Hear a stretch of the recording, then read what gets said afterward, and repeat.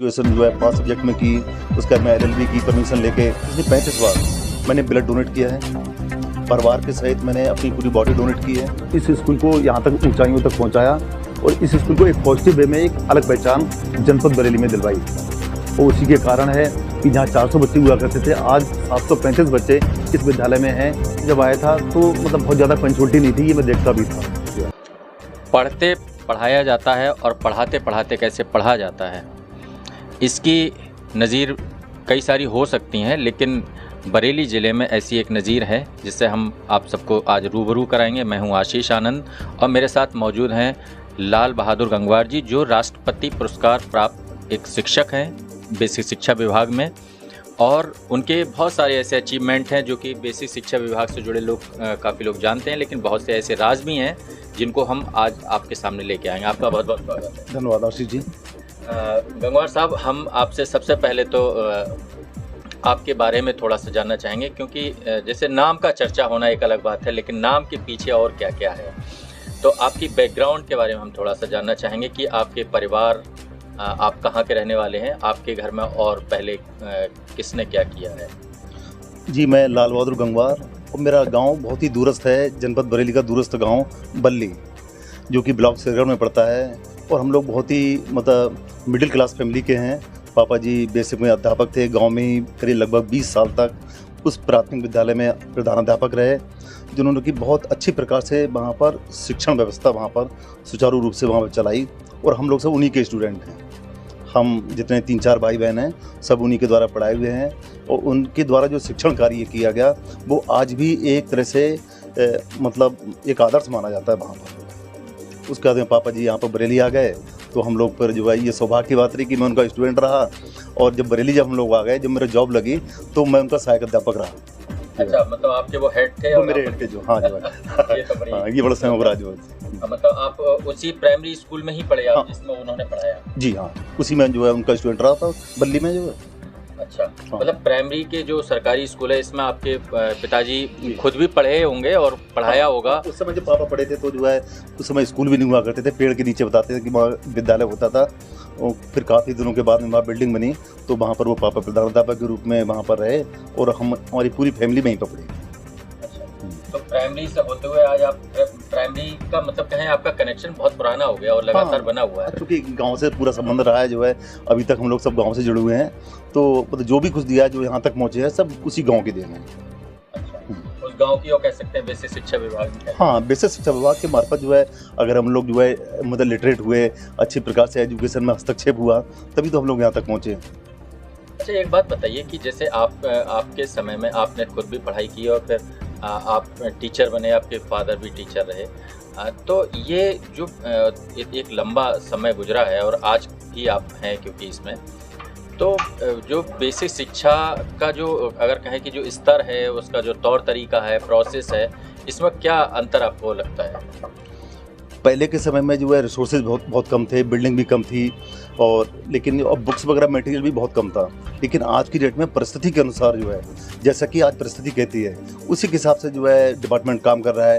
अच्छी अच्छी पुस्तकें आ रही हैं, नई नई टेक्नोलॉजी आ रही हैं, और जो है जो आजकल टीचर्स आ रहे हैं, उनको मतलब जो है किस प्रकार से उन बुक्स को पढ़ाया जाए और इम्प्लीमेंट कराया जाए, उसके लिए बाकायदा ट्रेनिंग भी होती हैं। उससे पहले बहुत कम होती थी, रेयर केस में होती थी। इतने अच्छे रिसोर्सेज हैं, काया क्लब के माध्यम से पूरे स्कूल बदल गए, और पहले तो पेड़ के नीचे ही पूरे जो है शिक्षा व्यवस्था हो जाती थी।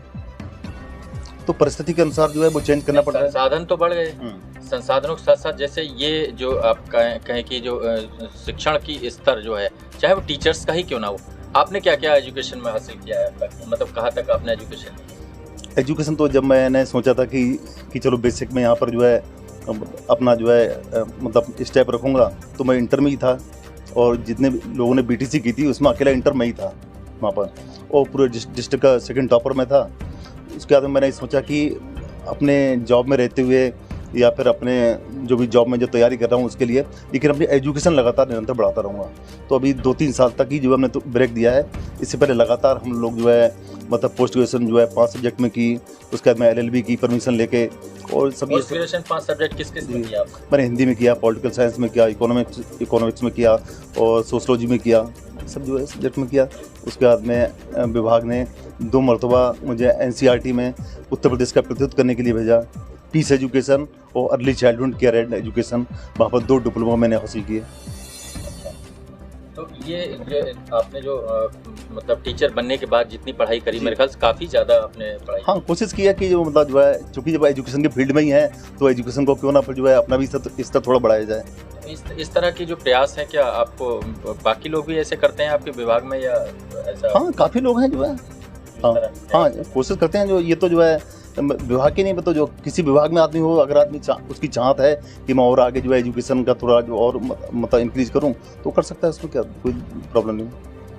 तो आप शुरू से ही बेसिक शिक्षा विभाग में आप बता रहे, आपका इससे पहले भी कोई किसी और जॉब में आपने काम किया? हाँ, BTC के बाद में जो है हम लोग तो यही सोचते थे कि केवल बेसिक में ही टीचर बन सकते हैं BTC के बाद में, लेकिन मुझे पता लगा कि बहुत सारी नौकरी ऐसी हैं जिससे हम लोग अनभिज्ञ रहते हैं और हम लोग उसके लिए अप्लाई नहीं करते हैं। रेलवे में भी हैं, डिफेंस में भी हैं और जेल विभाग में भी हैं।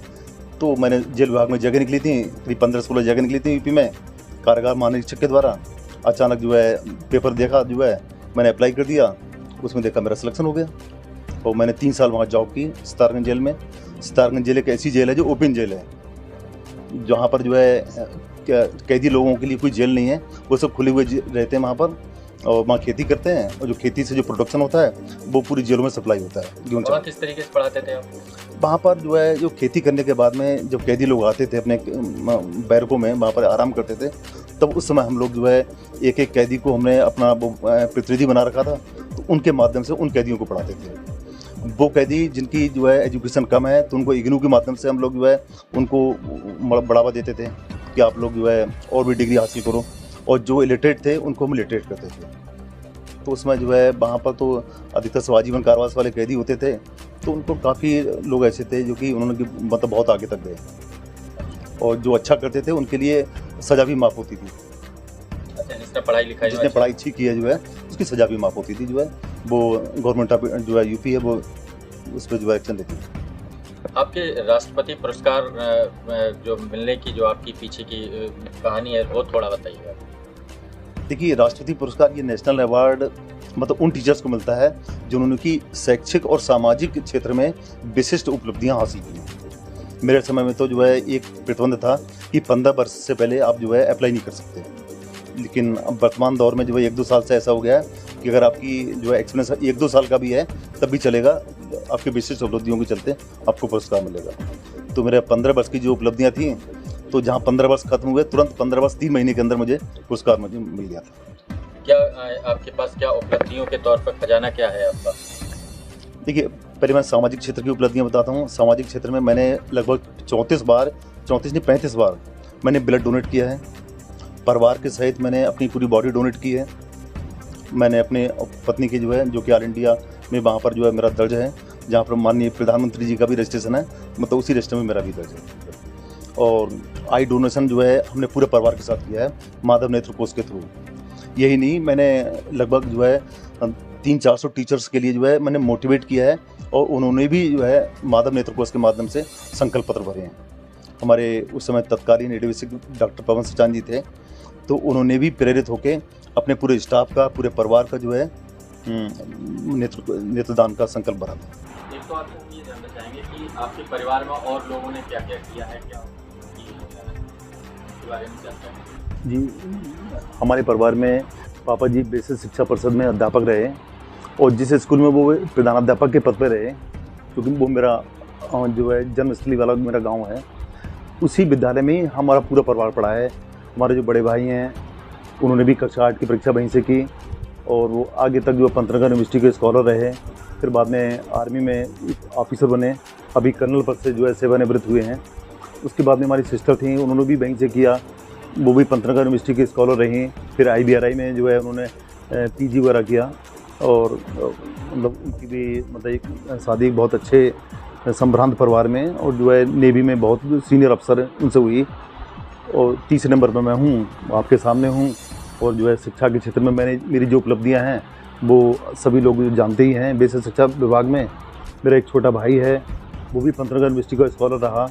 इससे पहले सैनिक स्कूल घोड़ाखाल से उसने जो है अपनी स्कूलिंग की, और इस समय वो एक एक्सपोर्ट कंपनी अपनी ऑर्गेनाइज कर रहा है बॉम्बे में, और पूना में भी जो है उसका ऑफिस है।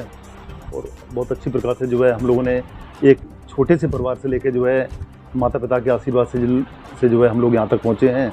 ये सब लोग जो है सब लोगों का आशीर्वाद है। जो जिस विद्यालय में आपने इस विद्यालय को, या आपकी जो टोटल अगर कहें कि विद्यालय उपलब्धि आपकी क्या है इस बारे में? देखिए, अभी मुझे इस विद्यालय में कंपोजिट विद्यालय जोगीठेर में आए हुए लगभग 3 साल हो चुके हैं। जब मैं यहाँ पर आया था तो हम लोगों ने एक ट्रेनिंग दी थी, तो उस ट्रेनिंग में जो है लगभग 1 महीने वहाँ जाना पड़ा हमें।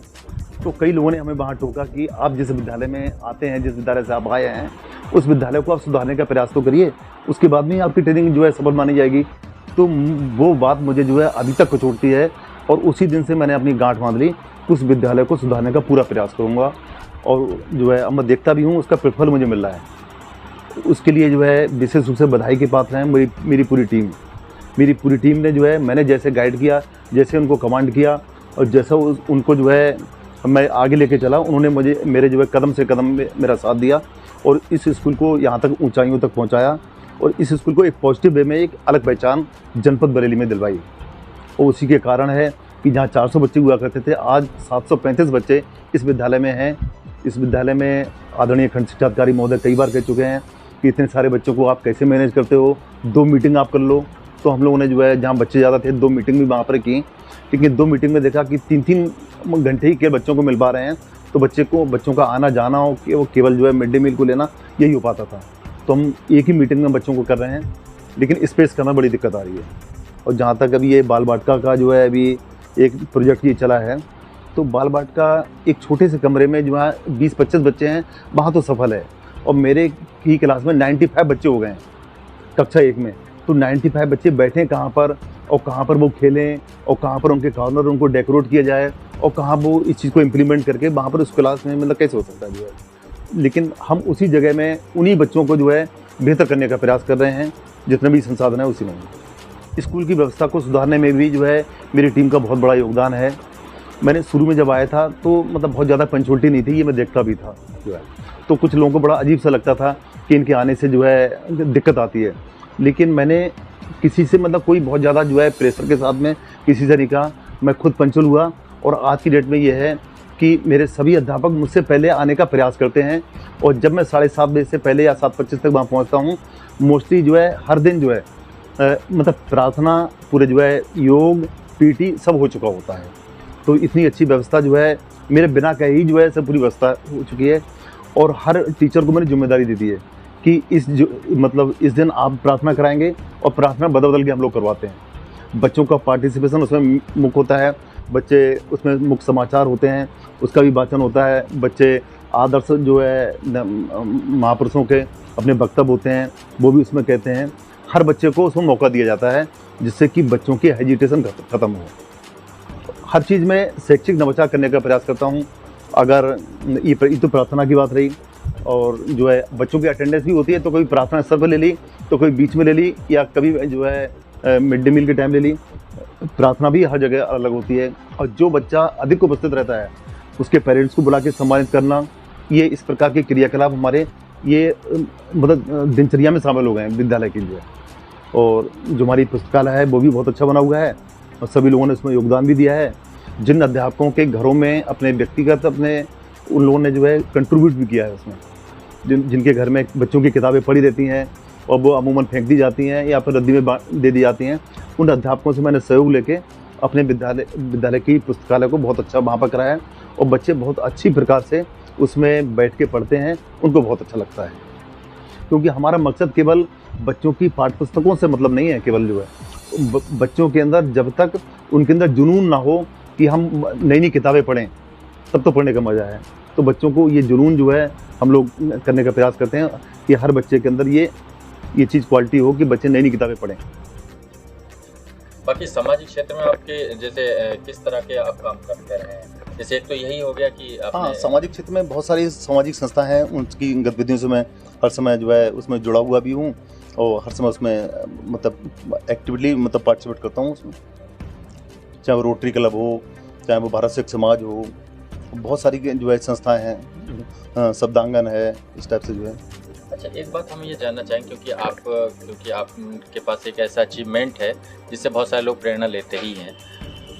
तो जो अभी दूसरे और टीचर्स हैं जो अभी कहें कि आपसे काफ़ी जूनियर होंगे, उनकी भी ऐसी हसरत होगी उनमें से कई लोगों की जो राष्ट्रपति या राज्यपाल पुरस्कार चाहते होंगे कि उनको मिले। तो उनको क्या करना चाहिए कि जिससे कि वो इस लायक बने, इस योग्य हों कि वो उनको ये इस तरह के पुरस्कार मिल सकें? देखिए जो है मतलब चाहत तो नहीं होनी चाहिए, लेकिन अपना काम बहुत अच्छी प्रकार से करना चाहिए, तो उसका प्रतिफल निश्चित रूप से अवश्य मिलता है। जो है देर से मिलेगा जरूर। मतलब जहाँ पर भी हैं, जिस रूप में हैं, आइडेंटिटी अपने काम से होनी चाहिए। अपना काम जो भी करो अच्छी प्रकार से करो, ऐसा करो कि बिल्कुल जो है अलग ही रहे। ये नहीं कि जो है लकीर के फकीर बने हुए हैं। अपना करो बिल्कुल अलग, जो है शैक्षिक नवाचार हो तो वो अलग ढंग से हो, जो है लोग आपको अलग से देखें और आपकी पहचान आपके काम से हो। तो निश्चित रूप से जो है मतलब अवार्ड की चाहत ना होने के बावजूद भी आपको एक अच्छी आइडेंटिटी आपको मिलेगी, वो जो है पुरस्कार से भी ज़्यादा होती है। पुरस्कार लेने के बावजूद भी लोग आपको ना पहचान पाएँ, आपके कार्य को ना पहचान पाएँ, तो उस पुरस्कार का बहुत ज़्यादा कोई महत्व रह नहीं जाता।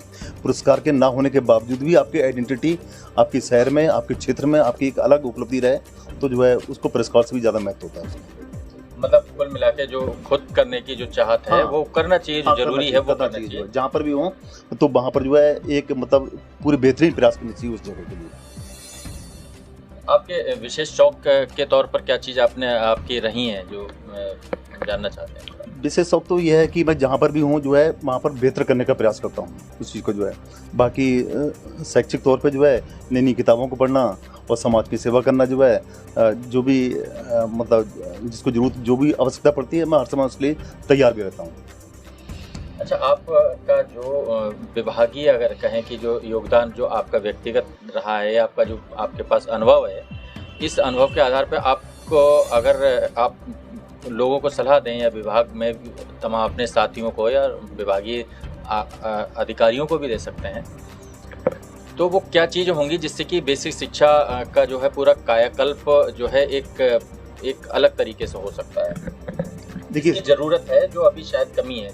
देखिए संसाधन के मामले में तो जो है मैं समझता हूँ मोस्टली स्कूल्स में जो है, बरेली में ही नहीं, जो है यूपी में जो है कायाकल्प के माध्यम से बहुत अच्छे जो है संसाधन जुटाए जा चुके हैं। अब केवल जो है ज़रूरत इस बात की है कि जो व्यवस्था है, जो प्रशासनिक व्यवस्था है, यहाँ टीचर्स की कमी है, यहाँ पर या फिर जो है यहाँ टीचर्स एक्सेज हैं। अभी देखा होगा फतेहगंज में एक विद्यालय में 16 या 18 के करीब टीचर हैं वहाँ पर, या 20 के करीब टीचर हैं, और जहाँ पर ऐसे विद्यालय भी हैं 300-400 बच्चों को एक टीचर संभाल रहा है, एक विकलांग अध्यापक जो है 250 बच्चों को संभाल रहा है, जो है। तो ऐसी जो है जो परिस्थितियाँ हैं जो कि जिला स्तर से भी जो है नहीं सुलझाई जा सकती, क्योंकि इसका एक पूरी प्लानिंग बनेगी जो है स्टेट लेवल पे, और शायद वो बन भी रही है, और वो इम्प्लीमेंट भी बहुत जल्दी हो जाएगी, जो है। तो इस प्रकार से जो है अगर ये चीज़ जो अगर दूर हो जाए तो निश्चित रूप से बेसिक शिक्षा का कोई मुकाबला नहीं। बहुत बहुत शुक्रिया आपका टाइमलाइन न्यूज़ हिंदी से बात करने के लिए। तो आपने जैसा कि हमारे दर्शकों ने सुना कि कैसे एक शिक्षक जो राष्ट्रपति पुरस्कार जिनके पास खुद चल के आता है, या कि कह सकते हैं कि जिन्होंने अपनी आप को खुद इस योग्य बनाया कि उनके आगे पीछे बहुत सारी ऐसी उपलब्धियां ऑटोमेटिक जनरेट हो गई। तो इन चीज़ों से लगातार रूबरू होते रहिए, हमारे साथ जुड़े रहिए। बहुत बहुत शुक्रिया, बहुत बहुत धन्यवाद।